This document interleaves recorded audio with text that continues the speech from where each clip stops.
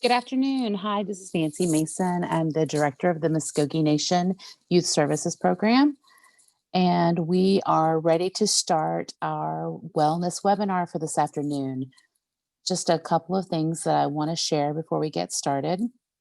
And if you're joining us through Zoom, you do have two features I want to point out that you can see there on your screen. The first one is the chat feature, where you can communicate with us throughout the presentation, and then also the Q&A button, which allows you to ask questions. And many times we have questions going through both of those areas, and that is completely fine. If you're joining us on Facebook Live, you can make comments on this post, and we will respond to those and give those questions to our presenter as we go along. So I'd like to welcome you all for our presentation today. Like I said, this is Muskogee Nation Youth Services. We have been hosting a variety of different webinars. These are some of our program goals which support our mission, which is to empower Muskogee youth by connecting to culture, community, and resources. Today, we're going to be focusing on encouraging wellness. And again, this is part of our Muskogee Youth Wellness Project. We have a special grant that we received as a recommendation from the Nike N7 agency. And our goal for that project, our two goals are to increase physical activity and to promote cultural connections. And throughout that project, we focus on 6 areas of wellness. And like I said, today we are going to be focusing on spiritual wellness. And to get us started, I would like to introduce our presenter for today. His name is Mark Randolph. Many of you are familiar with Mr. Randolph. He is the National Council representative for the Wagner District. I heard Mark present on spiritual wellness several years ago, and I was just really impressed and inspired by his presentation. And so he was definitely one of the people that we had in mind to do this presentation as we were developing this project. And so I'd like to go ahead and just turn this portion of the presentation over to Mr. Randolph. Mark, if you'd like to give any more information about yourself as far as introduction, please feel free to do so.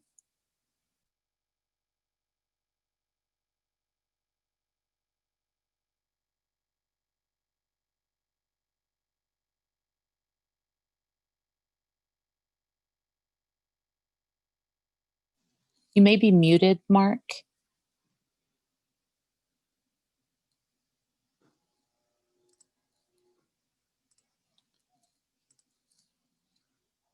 Let's get that going.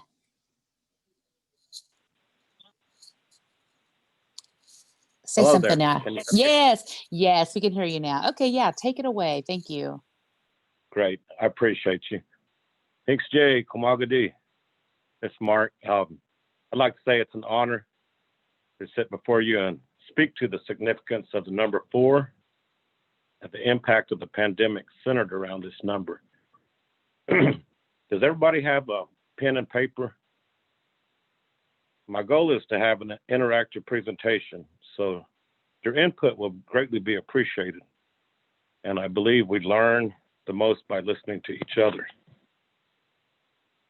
I'd like to begin with the basics of the number 4 and the similarities of its significance among tribal nations.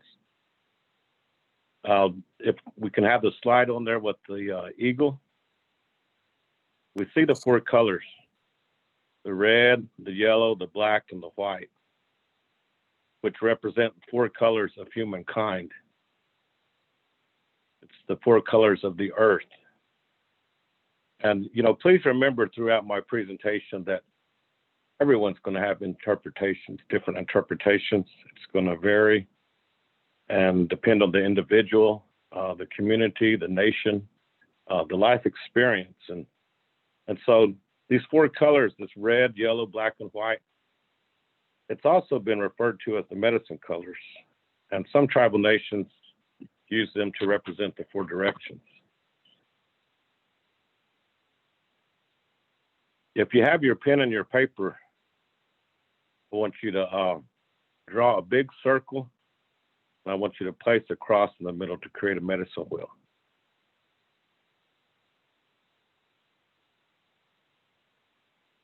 Okay, once you've done that, I want you to notice there are 4 quadrants. It's round, it's like a pie, like you got 4 pieces of the pie. I want you to write red in one, yellow in another, black, and then white. Next, I'd like you to write the 4 seasons: the spring, the summer, fall, and winter, sometimes referred to as the seasons of a person's life.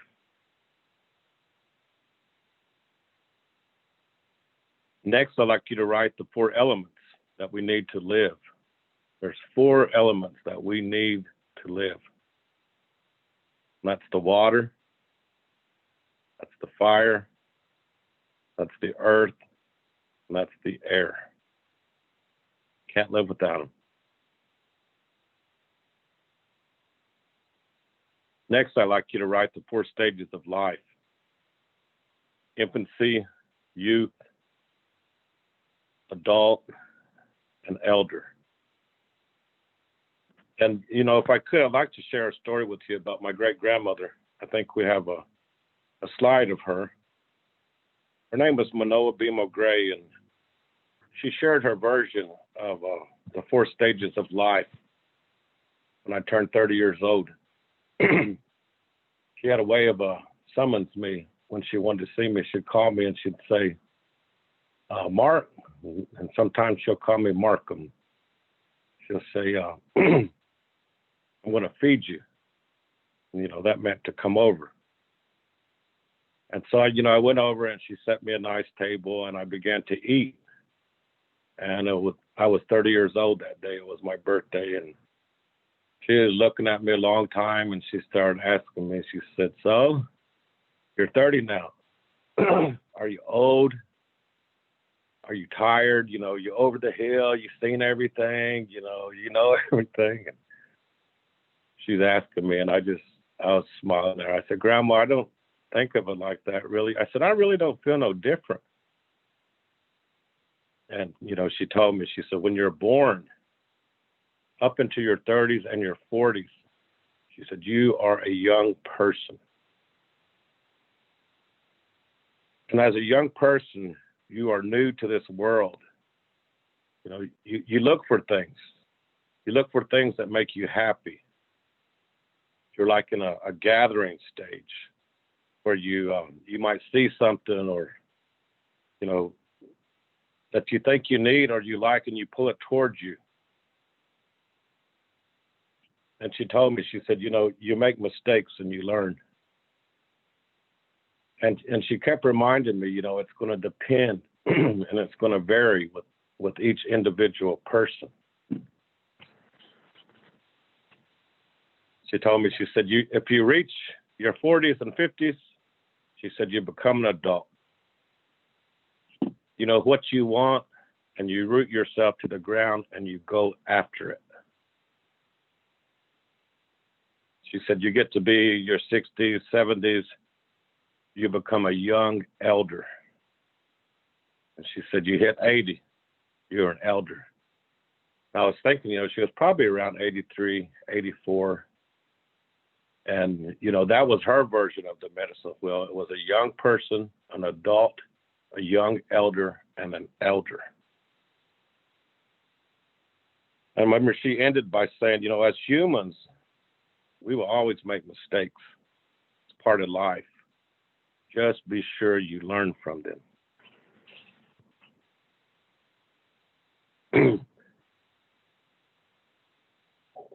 There's another slide that shows the mental, physical, social, and spiritual. I want to look at that. And one of the basic 4 components of this medicine wheel, you'll see, you know, the mental, physical, social, and spiritual. These 4 components can be used for the individual, family, community, and nation.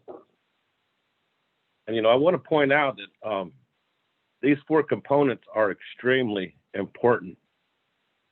Each component must be fed equally to create balance in the life of an individual. So let's look at the mental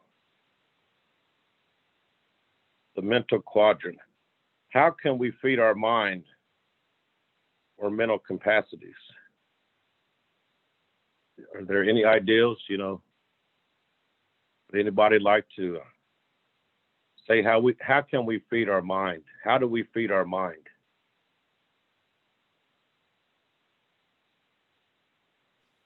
And if you'd like to put your responses in the chat there, I can read those off for Mark.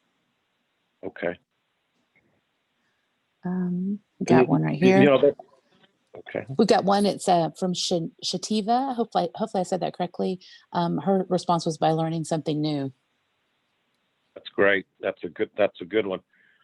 We want to learn new things, and if we're feeding our mind, one good way to learn things is to read. And if you read, you're exercising your mind. There's got to be that exercise. And and another way is positive affirmations. We want to lead ourselves in a positive way, and we want to feed our mind positive thoughts and affirmations. There's silent meditation and reflection. Sometimes we just need to find a quiet place and sit still and meditate on your life and reflect on your life and feed your mind, think positive thoughts. And when I worked at Haskell, and I worked there for almost 10 years, Haskell Nation University, Haskell, home of the Fighting Indians, we used to, I used to ask them about positive thoughts. I said, if your mind was a garden and good thoughts are flowers and bad thoughts are weeds, how does your garden look at the end of the day? If your good thoughts are flowers and your bad thoughts are weeds, I want each one of you to think about it. How, at the end of the day, how does your garden look? How is your mind?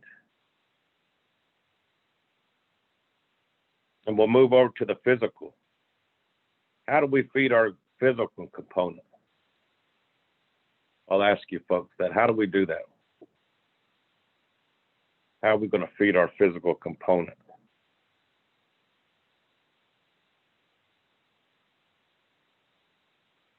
Exercise. That's kind of the given one. Walking, running, working out. People go to the gyms, yoga, whatever you might want to do. But it also includes the human touch. When you think about physical, it includes the human touch, and that's shaking hands or holding someone's hand or embracing your loved ones. Rubbing someone's back during a hard time, that's part of our physical component that as humans that we need and that we have to feed. It's a component that's very important. Mark, we had a response. We had a response about working out, how that helps this individual in that area. Very good. Very good. Okay, we're going to move over to our social. When you think about your social, you can also view it as your environment, or where you go or what you do to engage with other human beings.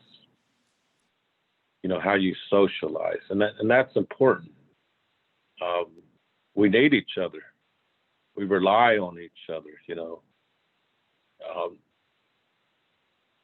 What are some ways? Anybody out there that they can think of, how can we feed our social component? How do we do it?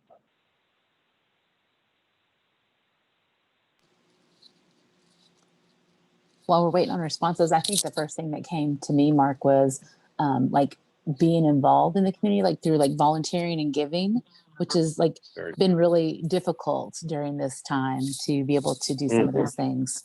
Yeah. Right. We had another response here, making sure we keep connected with our families. Very good. And for now, a lot of times it's our phone. We have been isolated, but socially there is a lot of things we do, and our people have been very social. there's athletic events, there's the basketball tournaments, there's the rodeos, there's dances, there's just all sorts of things, you can go play bingo, go, whatever it is you do to enjoy yourself and socialize and have fun and enjoy each other's company. That's very important. That's something that we all need in our lives.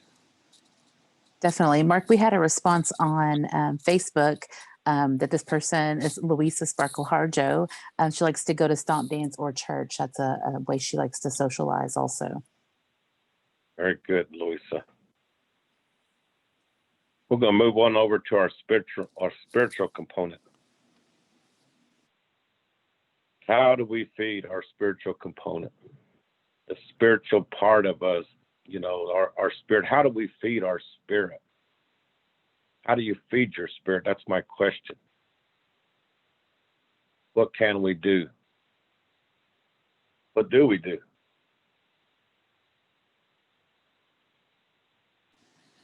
Some of the responses are, I'm sorry, we've got yoga and meditation as a couple of options.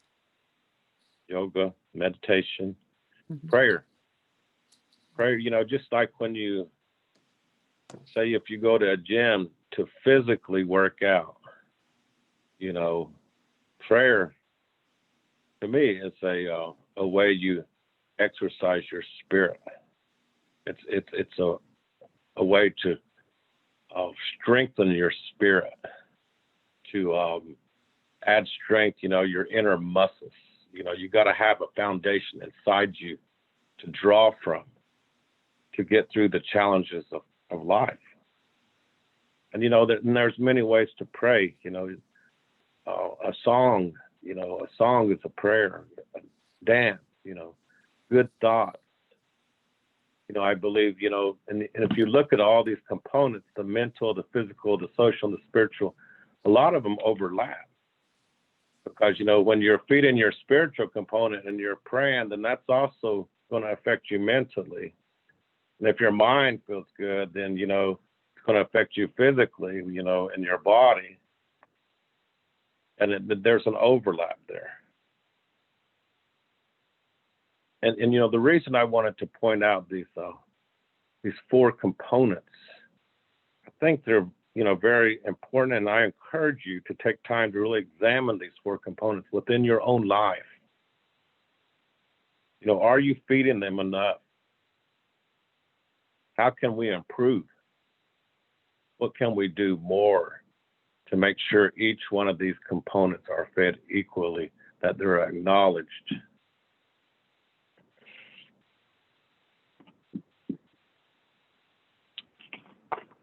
So what I want to do now is I want to kind of combine what we've been talking about, the mental, the social, the spiritual, and the physical. And I want us to look at this other medicine wheel, that's the infancy, the youth, adult, and the elder. Mark, while I connect to that slide real quick, I just had a couple of other comments I wanted to share with you. When you asked about how do we incorporate those things, Cassandra on Facebook says practicing language or doing something you love, like art. Yeah, okay, and I'm sorry, that was it. I was thinking there was one more, but yeah, that was just a really good comment. And that's great. I mean, and there's a lot of components within that. The expression of yourself, it comes from your mind. Your art you're using in your body, that's your physical component. It's coming from your spirit. I want you to realize, don't think they're separate because they overlap. But what I want us to do is I want us to look at that medicine wheel, and then I want us to look at the infancy, youth, adult, and the elder. And I want to take a little time to pick everybody's brains and let's reflect on how the pandemic has affected these stages of a person's life. And so, and the first one we're going to look at is the infancy stage. And this includes not only newborns, but, you know, young children, ones that are in their formative years, you know. How has this pandemic affected our youngest people? I want you to help me. I appreciate any input. How have the young people been affected? The youngest ones. I was thinking about it one night, and I thought, you know, when a baby's born, the family rejoices. You know, in our belief, you know, one of the greatest gifts you can get, you know, you can receive from, you know, the Creator is a baby, you know, a little child. And oftentimes, you know, the family and even the community, they gather around this baby, you know, and blessings are performed. You know, people want to see this new baby and welcome this new baby. They have baby showers. I can remember my mother's side of the family. There's a bunch of them. They'd have big old baby showers, and they'd play games, and they'd eat, and they'd pass the baby around, everybody kissing the baby, loving on the baby, welcoming this new baby, you know, that was given to us. And so we think about those things. And you know, some face the faith, religious faith. They will baptize their children at young ages. They'll bring them. And, you know, and there's prayer meetings. There's different things that we've held, you know. The babies, you know, they're always held and cherished. And if you think about it, many of these practices we weren't able to carry them out due to this pandemic, through the isolation, through the separation.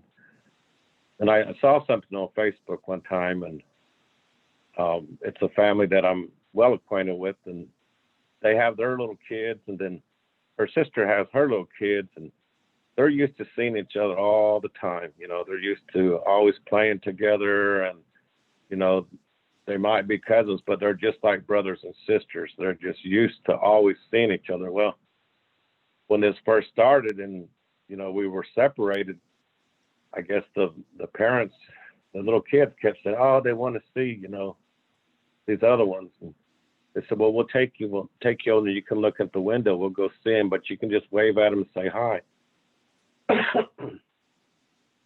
So they took them over, and, you know, for little kiddos, that just lasted not very long, because the little kids inside start trying to run to the door and let them in, you know.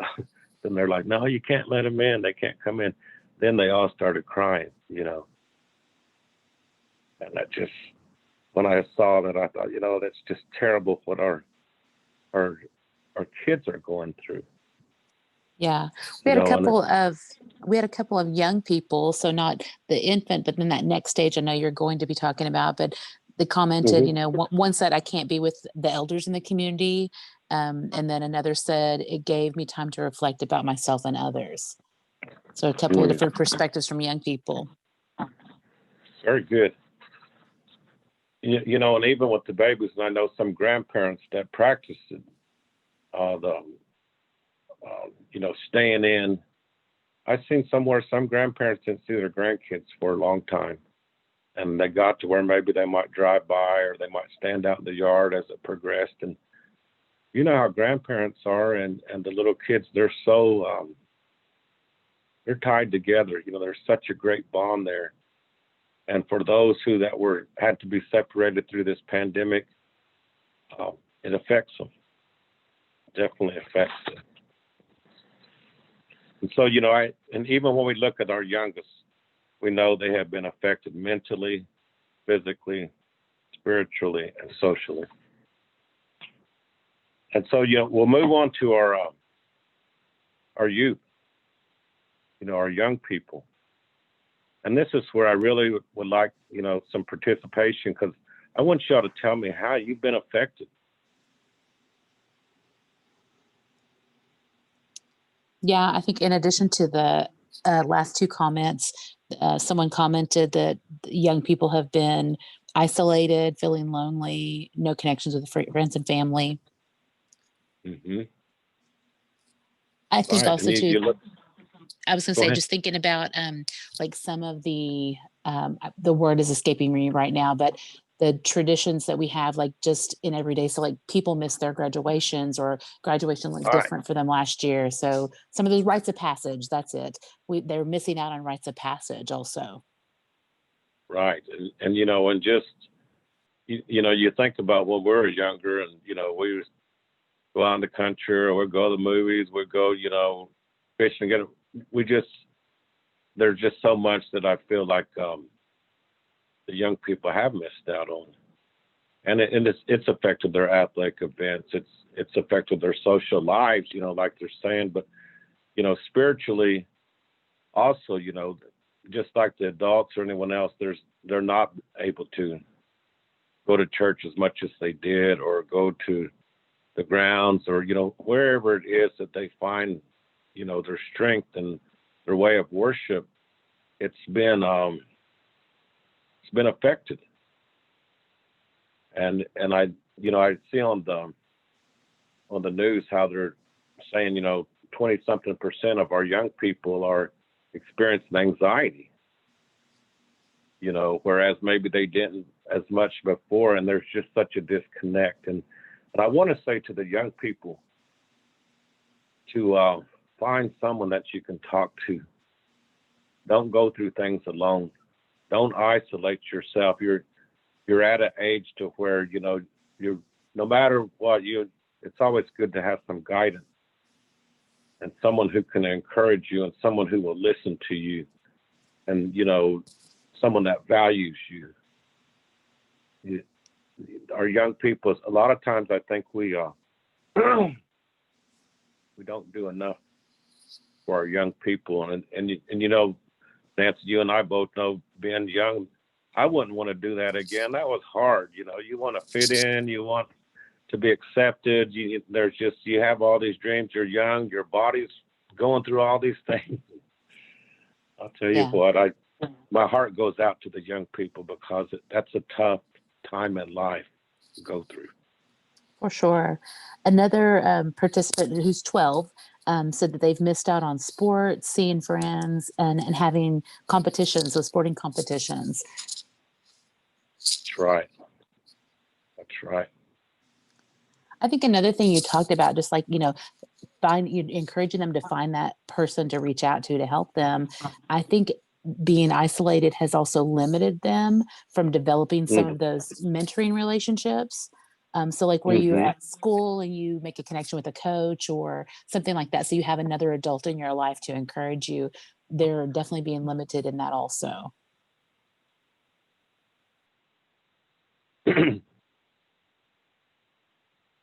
And I wondered if any of the young people would like to make a comment about the academic part, your schooling, your distance learning, and not being able to attend class in person. And how are you doing? Is that affecting your grades? Are you still doing well? Or if somebody could speak to that, I would appreciate it, because I'd just like to know. I really didn't write a lot of things down in here, because I thought I can't speak for the young people.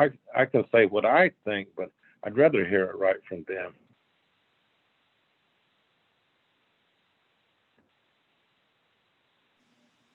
So, well, again, if you want to make a comment on Facebook, or if you want to chat, we've got one. We've got something in the chat here. The one youth said, not doing good, having a hard time learning anything online. Mm. Yeah. I know my son has been doing virtual most of the year, and he doesn't mind like actually not having to get out of bed and go to class. Like he enjoys that, but at the same time, Mm-hmm. he's really not putting forth his best effort. Like he's kind of fine with like coasting, and he doesn't have it where it's being really monitored. Like he has goals he has to reach by certain times, but there's not like that teacher that is like doing virtual teaching. It's just all Sure. online. Other youth said, I'm getting an F in band and normally get an A. That's really hard. I can imagine that's really hard. Oh, yeah. Yeah. And on the flip side, we have a comment here from another young person that says, I like it because I can do art, garden, and more stuff with my grandma. Oh, well, that's good. Yeah, And that's good. There's, because there is a positive side to everything. definitely. There, there is. And I, as a person, I'm a person that believes in a strengths perspective. But I think for us to start realizing about our wellness and our spirituality, we have to really know what's going on with us. We got to know how this pandemic is affecting us. And so the young people, and whoever's listening, like I say, I want you to go back on your own time and make yourself a medicine wheel. And I want you to write everything down, and I want you to think about this. I want you to reflect. And for you young folks, I want you to say, how have I been affected physically? How have I been affected spiritually? How have I been affected socially? How have I been affected mentally through this pandemic? And what we're going to look at in the end is, what can we do? What is it that we can do? But let me move on to the adults real quick. As adults, we too been affected mentally. When I think about my own mental capacities and my mind, the things that I've went through in this past year, for myself, I was already in a stage of grieving. And so when this started happening, it just kind of compounded it. And there's a fear of the unknown. I think, that's something that is coming to all of us, and daily we kept hearing one thing, and that we didn't know what was going on with this virus. We didn't really know how exactly you can contract it from person. So, in your mind, you have this fear of the unknown. And then you have anxiety that's brought on by worrying. I was always taught, don't be worrying, Mark. If you don't worry about me, you can pray for me, but don't worry about me. But I think through these trying times, and because we're so isolated and separated, we have all this time on your hands, and I, I even thought to myself, some people try to live in a way to where they stay so busy that they don't have to think.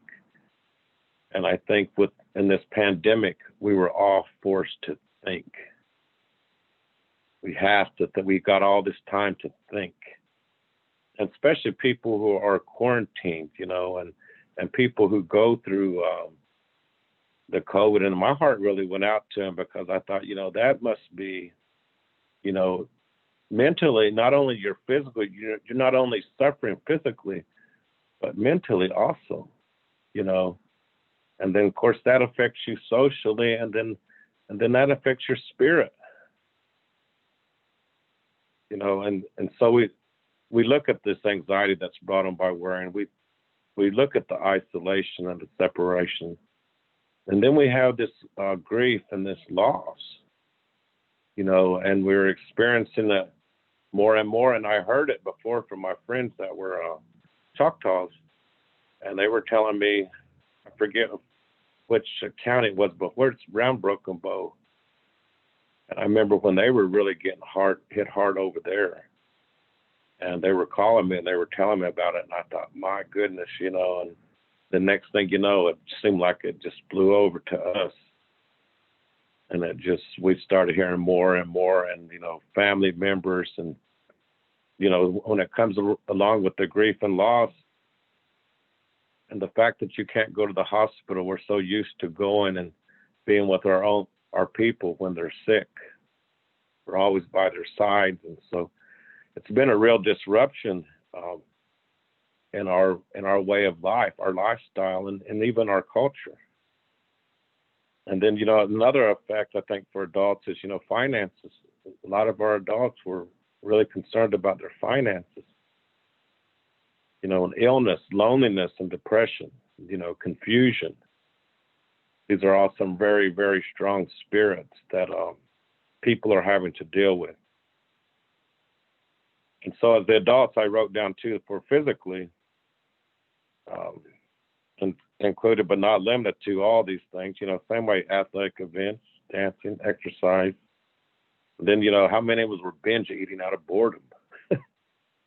you know, just, what are they calling the pandemic pounds? And that physical, the absence of the touch, the basic human contact. And our social, our dances, just sharing a meal. And, for myself, I live by myself. So, when I do get to share a meal with someone or get to eat with my folks, it's a privilege. And I was taught that, when we sit down and eat, that is a ceremony, that is, we're feeding our physical bodies, and reunions, athletic events, organizations, clubs, all these things. And so as a communal people, the separation and isolation has us living in cultural poverty.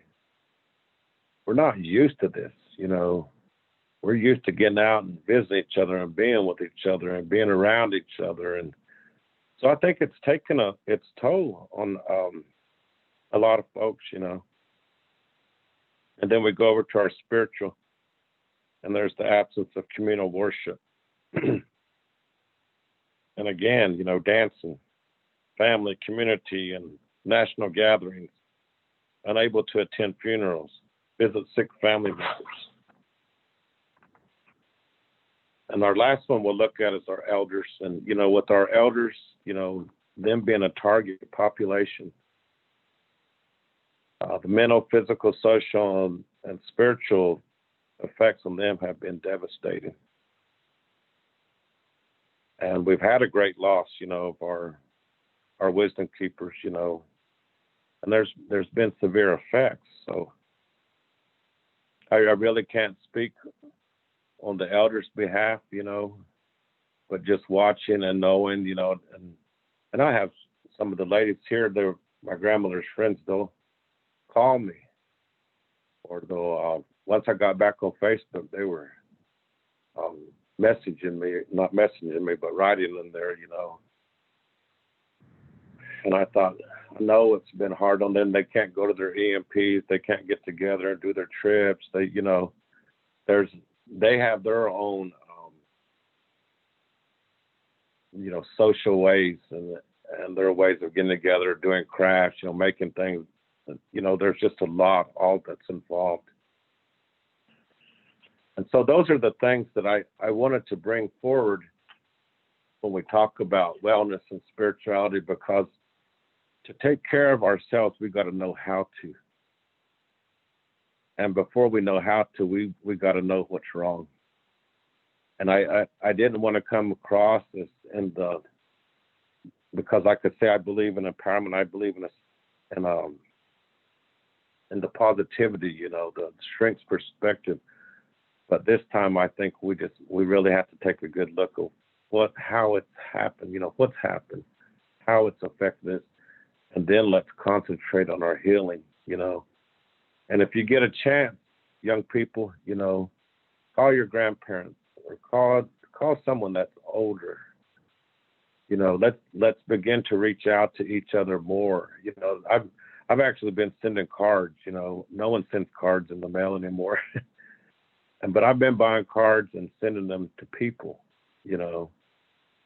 and there's a lot of things I think we can do to help each other. And one of the greatest things I think is when you bring your concerns and your prayers on behalf of other people, you tend to forget about what's bothering you. And so that, with the fact that we're all connected and we see this medicine wheel, it's a circle. And in the circle, there's equality. There's, we're all important. Each down from our oldest person to our youngest person, we are all very important. And we're all part of this, the circle of life and our people. So I want to encourage us all, to to think about these things, just reflect on them, and talk to your folks. If you learned anything today, share it with somebody, because knowledge increases, when it's shared. And so, the last thing I'd like to just say is just to take great care, and take great care of your folks, and if anybody would like to say something, you're welcome to. If you have any questions, if I can answer them, I'll be happy to. Yeah, so just take a moment there if you have a question for Mark or Mr. Randolph that you would like to put in the chat or in the comments, we'll give those to him. I think, Mark, you always, like I said, always have a good word when you talk about spirituality and the connections. Like, I always just feel a blessing to hear you and the words that you have. Like, it makes me happy, makes me really think about where I am. So I appreciate you talking with us today. Are there resources that you know of to help with our with our spiritual wellness? You talked about, finding that one person that you can go to and lean on. Are there other things that you would encourage us to do?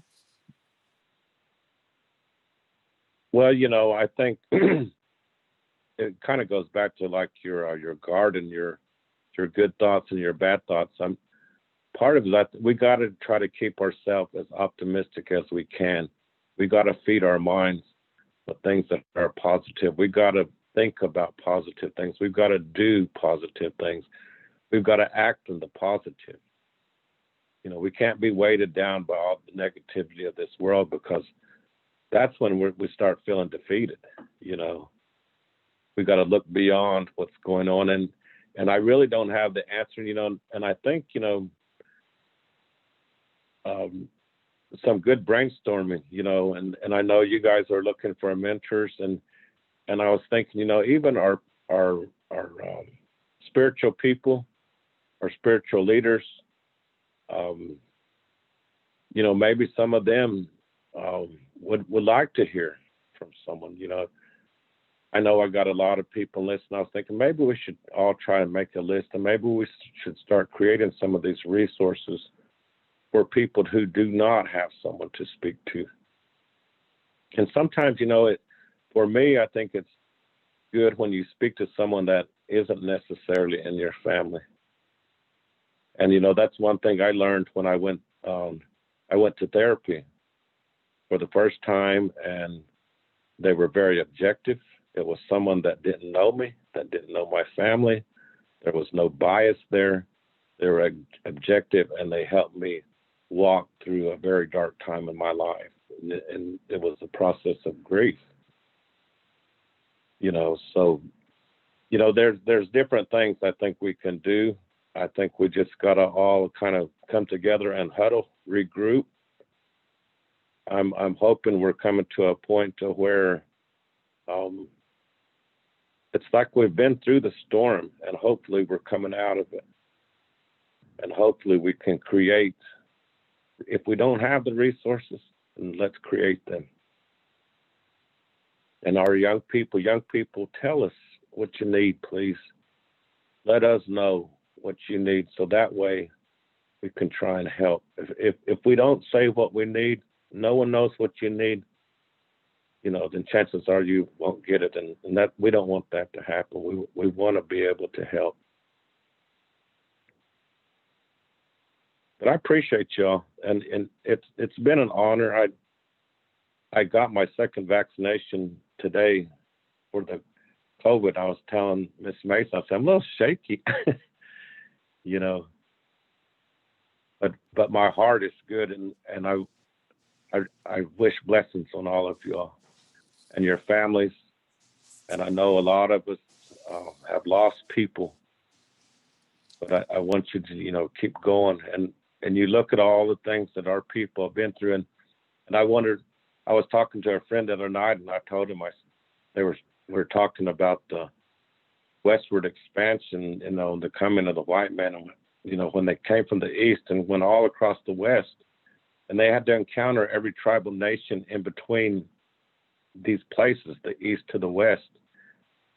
And I do not believe we would have ever been beat in battle. You know, what decimated us was disease. And there are statistics that say that 90% of the native population here was decimated by disease. You know, viruses, things that our immune system didn't know of. And that's what really decimated our populations. It wasn't the warfare. I don't believe we were beat on the battlefield. But that's another story. That'll be for part 2 of the webinar series, right? Thank Well, you. Mark, Mado. we're seeing lots of Mados. Thank you for your words and your wisdom in the chats. And so definitely, I'm sure a lot of people were inspired by what you had to share with us today. So big Mado for being with us. We appreciate you. And if I can help assist anyone in any way, reach out to me and I'll do my best. Yeah, and he will. So definitely take advantage of that opportunity. I just want to go ahead and remind folks of some upcoming webinars. Wow, I'm seeing all kinds of typos on the PowerPoint today. But every Tuesday at 4 o'clock, we have a wellness workout. Next Tuesday will be Zumba. So please join us. If you're one of our Mvskoke Youth Wellness participants, you can join through Zoom or you can watch on Facebook Live. And the Facebook Lives are open to everyone, so feel free to join us for those. We'll also have another wellness webinar on February the 3rd at 4 p.m. and that will be over occupational and intellectual wellness. So we'll be talking with folks from employment and training and the higher education programs.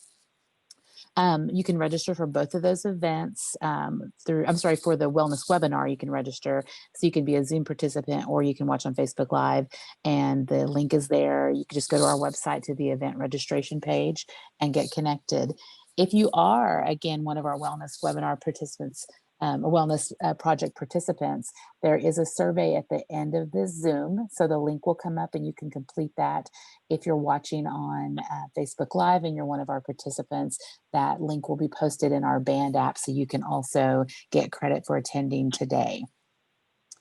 And then here's all of our contact information if you'd like to learn more about our program, about the wellness project, or any of the services. Just feel free to contact us. Our number is 918-549-2557. Check out our website and check us out on social media. We try to announce all of our upcoming events. Again, Mr. Randolph, thank you so much for being with us today. We appreciate you so much. Mado. Mm-hmm.